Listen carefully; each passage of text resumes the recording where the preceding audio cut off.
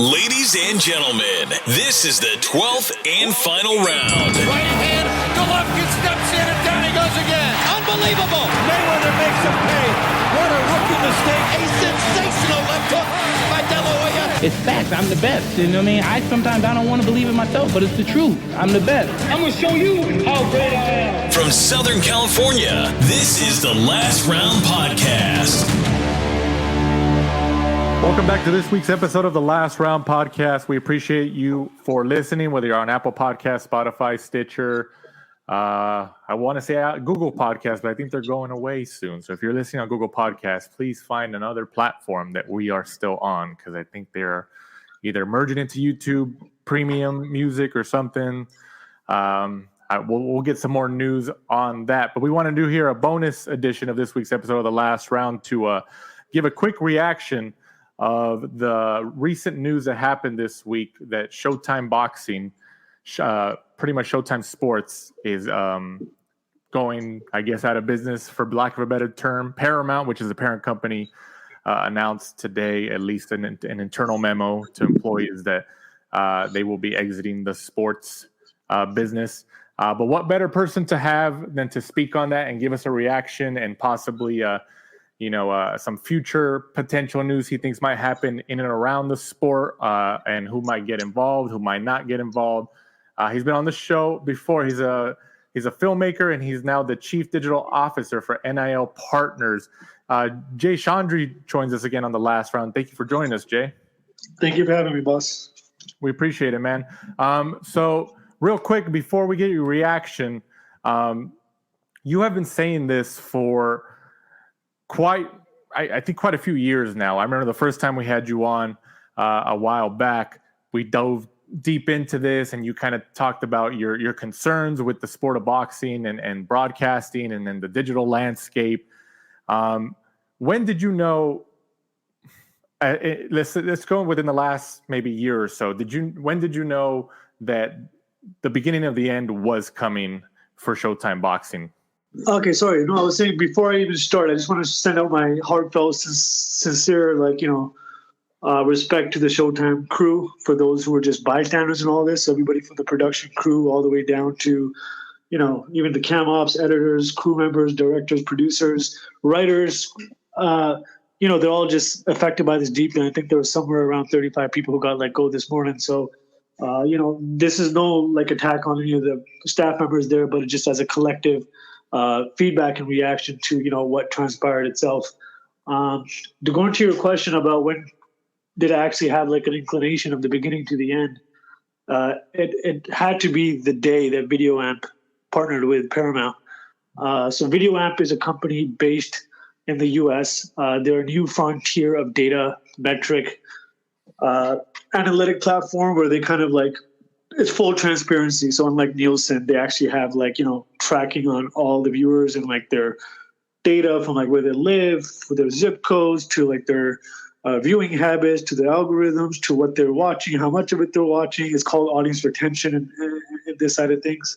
And it's a pretty deep-rooted system that calculates viewership on a very high level. And so the day that they announced the partnership with Paramount, it was sometime around the same time where Showtime partnered with Paramount. And that was the day where I was just give it a year tops. That's what I was saying, that it's going to take them a while to kind of get into the nitty-gritty numbers of what Showtime does. And their typical Friday night boxing cards wasn't pulling in much numbers. So I'm assuming somebody at Paramount was let's just see how they perform on the pay-per-views, which makes sense now because every pay-per-view that they put on Paramount was amazing. The Garcia Tank, the Canelo stuff. So they did do a good job at putting together the premium pay-per-views, but it was a little bit too late in the game to kind of do that.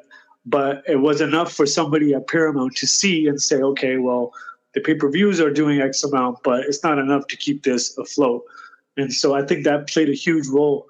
And once again, this is just talking from not just experience in the field of working with such companies like this, but just as an overall, witness to the sport of boxing and seeing how it's been performing recently during the digital, skill landscape that we're at now.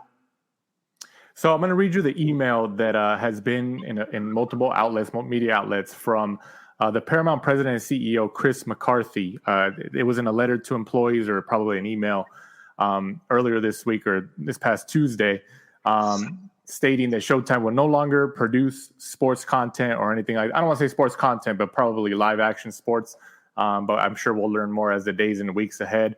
It says in part, as we continue to dedicate a larger percentage of our resources toward premium scripted series that drive subscribers for us in both pay TV and video on demand, Showtime will not be moving forward with boxing or other content produced by Showtime Sports, an event program team.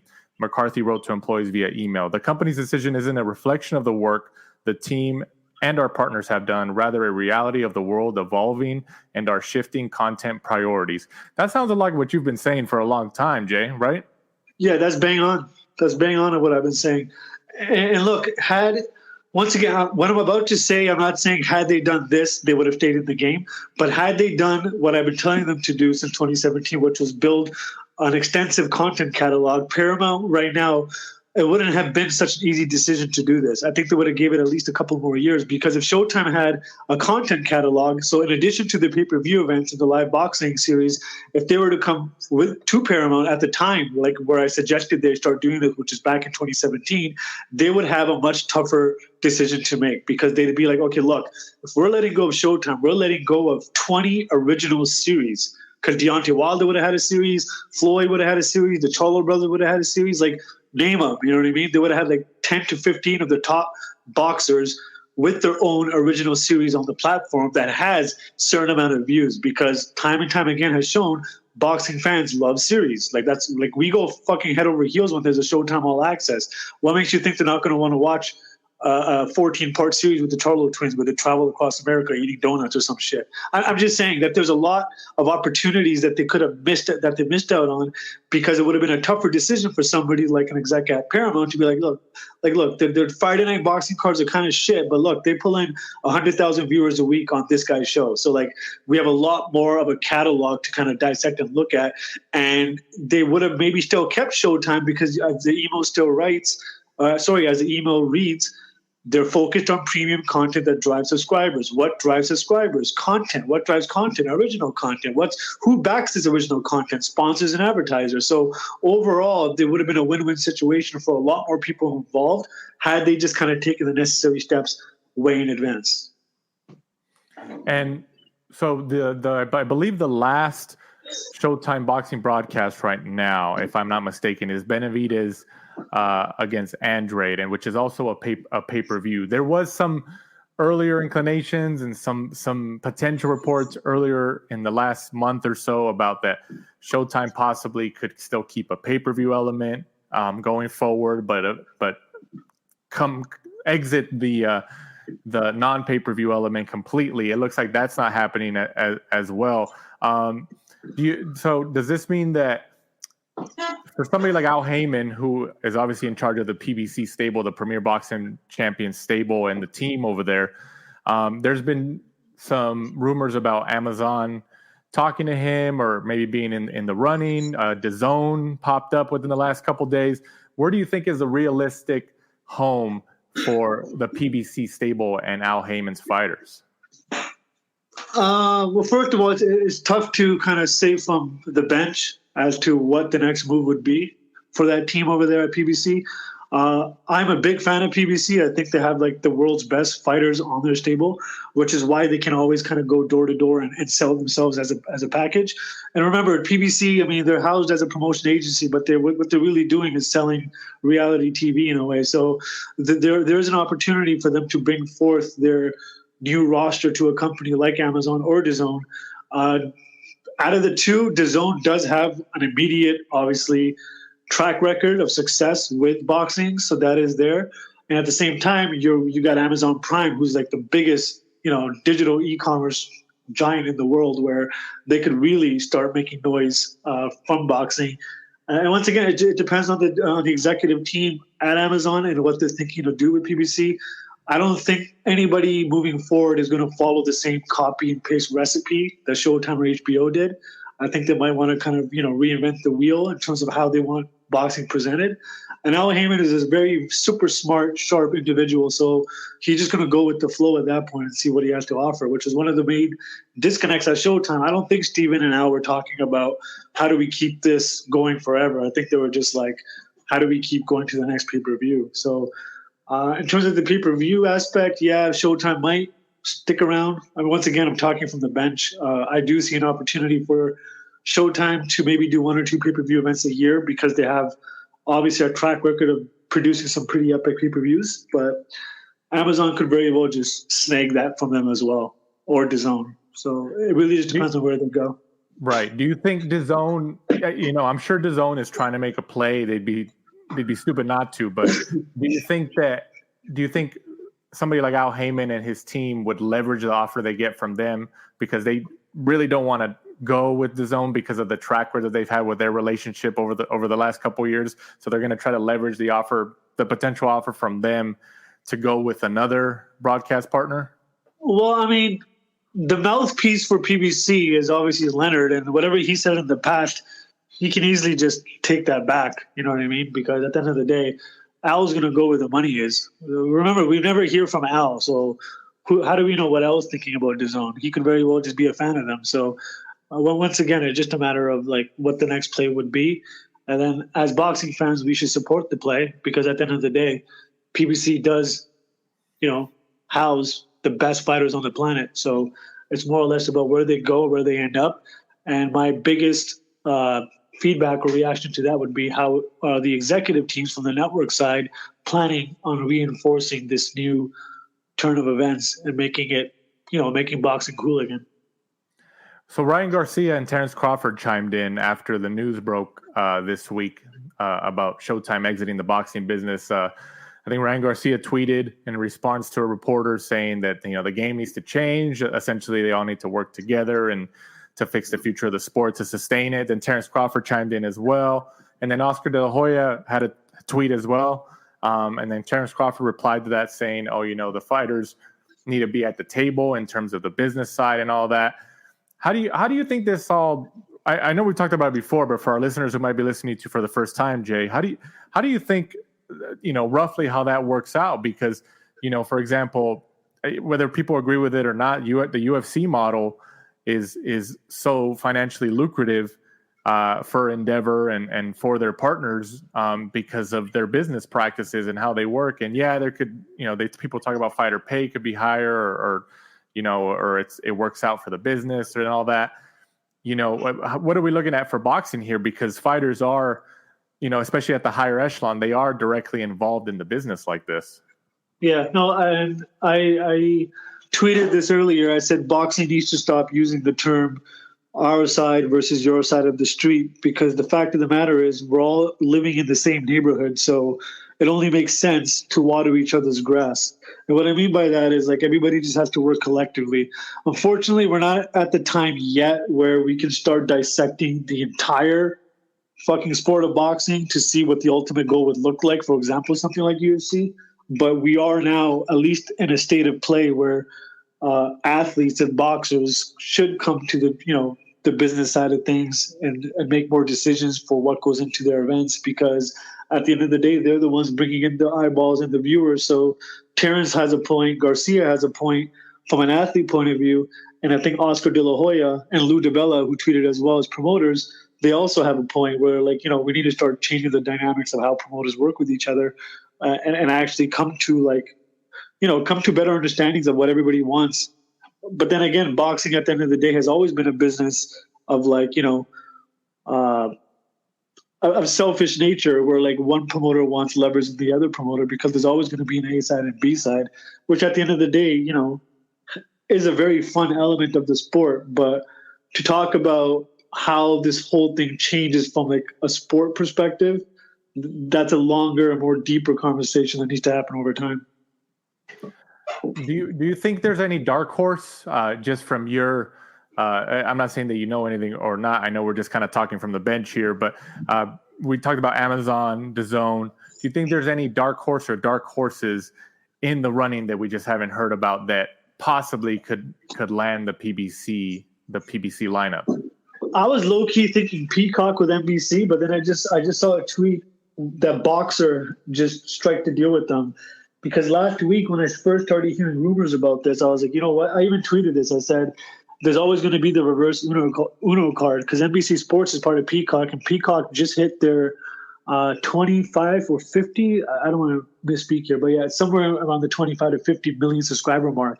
And I was like, dude, it would be epic if PBC ends up back at NBC. But long and behold, just 2 days ago, Boxer announced their partnership with them. So that was supposed to be the dark horse that I thought would happen, but now that it's not going to be there, I mean, I highly doubt that PBC and Box will be on the same platform. So it's literally between Amazon and DAZN. And if there's anybody else in the range, I mean, it'll be pretty fun to see who else will be in that race.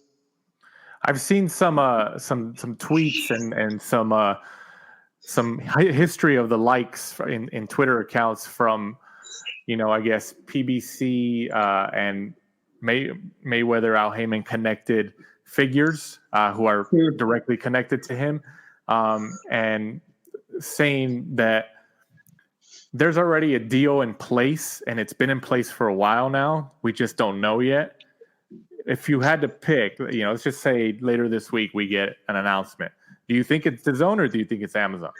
I don't want to say. I mean, I'm not in the position to even say that or make any predictions. So I can only predict the stuff that I know for certain, right? So like I'm fairly confident when I talk about the overall nature of the digital media landscape, and I can pretty much predict what's going to happen to the sport. But this is really just a coin toss here. So I'm just a fan like everybody else when it comes to where they end up. Do you think Steven Espinoza goes along for the ride without Heyman? It depends on the relationship. It depends on what the network wants. I mean, once again, Espinoza and Heyman have produced some pretty epic pay-per-views together. But the fact of the matter is that there's a disconnect there now. So who knows? Maybe Showtime still sticks around for the pay-per-view events next year. Maybe Al Heyman is promising Steven a Wilder fight or reuse fight, or they might have some stuff going on in the background. Because at the end of the day, it's more than just a business relationship. They've been in cahoots with each other as friends for years now. So I would imagine there is something there that's going to linger on. Because Steven Espinoza, especially in the last press conference he had for, I believe it was a Canelo fight, he had been saying that the last few events that they've had in the last, this whole year have been over $20 million gates. He compared himself to the UFC, saying the UFC has never even hit 20 million and all that. Obviously boasting about the success of the events and they had on, Tank Garcia, Canelo, and all that. For people who, are obviously online, on forums, on Twitter, on all these boxing areas on the internet, who think like they look at something like that and say, oh, well, they've had such succel events. I wonder why they're going out of business. Because they made a lot of money on it. What would you say to that? What's your take? Well, then I'd ask, okay, so where does that $20 million gate go? What happens once the money is split and the guarantees are paid and staff is paid and VPs are paid? How much cut does the network get? How much cut does the distributor get? You know what I mean? So there's so much more that goes into just saying we've done $20 million gate. It's like, okay, well, what was the bottom line revenue? After everything's paid and done, after taxes have been paid, what are you guys left with? And whatever's left in the tank, what are you guys planning on doing with that? How are you guys planning on redistributing that money to go further with content, strategy, execution, and additional pay-per-view? How are you guys expanding your pay-per-views going forward? Are you guys, like Dana White said once, and I agree with it to a point where he says, every pay-per-view is like a going out of business. So because we present it like that. We present it like, hey, we got this big-ass pay-per-view coming, everybody buy it. And it's like, but where's the lead-up? Where's the advertising? Where can we actually see the money going back into the sport? Because UFC does that very well. They pay the fighters shit, but they focus on the actual business side more than they do with actually just paying out the fighters and the staff members. So that's why UFC is like, they're not going anywhere because they're a properly structured entity that focuses on, funding resources and then refunding and re-resourcing their revenue into the future of the sport. Whereas boxing is like, cool, we just did that amazing pay-per-view. What are we doing with that money generated now? How are we pushing the sport forward? And we've never had an answer for that because all we get is another pay-per-view 3 months from now. So it wasn't until last year that we finally started seeing the fights that we want, but that was done for the wrong purpose. That was just done because Paramount and Showtime finally collabed, and now they had necessary means to put on the biggest shows. So, yeah, the Gates might have done well, but then the bottom line is, where do you move forward from there? Do you think these fighters, especially these higher echelon fighters in boxing, you know, the Canelos, the Terrence Crawfords, the Spences, and all that, the Tyson Furies, wherever this goes, or wherever, you know, this future goes for boxing, with De La Hoya chiming in, Lou DiBella, Al Heyman, you know, we're obviously in the transition era. It seems like it. Do you think the fighter pay will stay the same, or would it have to decrease to sustain some type of life for the sport financially going forward? Yeah, again, like it's an answer that's really tough to provide given the time and place that we're in now, but that's definitely going to start readjusting later on too. I said this in an interview like dating back to 2018, I believe it was on TalkSport Radio, where I said, once everybody is on the same playing field, which now it looks like that everybody's going to be on an app where you can't use Nielsen numbers to like sugarcoat your viewership. Everybody's on an app, then the real deal starts, because now you can start trading and seeing analytics with your competitor and realizing, okay, this is where we have leverage, this is where they don't. And the networks now are just going to have not limited funds, but a certain amount of money to provide for these fighters. And I think boxing is always going to be a prize fighting sport. I don't see us going down in value, but definitely there's going to be a readjustment. Who's the most valuable commodity in the PBC stable, from your understanding? I think the entire PBC has like one of the highest commodity value, you know, positions in boxing. They got the best heavyweights. They got the best, you know, I mean, a lot of the fighters are on their way out, but they still hold like a household name. Plus now they got to start breeding the next generation of fighters. I think Top Rank is super, super up there, neck to neck, if not a little bit further than PBC when it comes to just evaluation and their position in the sport. Like, they have never once changed their platform. They've been with ESPN since day one, so they hold a very strong ground. Matchroom obviously has their Matchroom's probably like the last place. All they got is like AJ and whatnot. But Golden Boy, obviously, now that they got the nice, I said this before, I think Golden Boy has the leverage when it comes to the youth. Scrappy Ramirez, like, you know, Virgil Ortiz. They got, like, you know, plenty of fighters on the come up there, and they're doing a very good job at promoting those guys too. So everybody has like a pro and con. But when it comes down to actually setting the payments right amongst each other, it's really just going to come down to what platform has the most leverage because of the network that supports them. Right. Absolutely. Absolutely. Well, Jay, I appreciate the time. I know this is a quick episode, but, you know, I will obviously have you back, especially after we get some type of developing news in regards to the PBC future and where Al Heyman and his team will be landing. Before we let you go, Jay, go ahead and let the listeners know again where they can find you, where they can follow your work, and where they can keep up to date with everything you do, man. Yeah, just follow me on Instagram, Twitter. It's at producer_J in the letters C, producer_JC. Thanks a lot for your time, man. Appreciate it. I appreciate it, man. And everybody will be back next week. Mike is out on vacation right now, so we'll be back next week for the regular episode. And we'll go through our reviews, previews, news, and notes and analysis. So for our guest of the week and producer Jay Chaudhry, I'm Danny Z. This is The Last Round. Thanks for supporting and listening to the show. Follow us at The Last Round 12 on social media. Rate, review, and subscribe. This is The Last Round Podcast.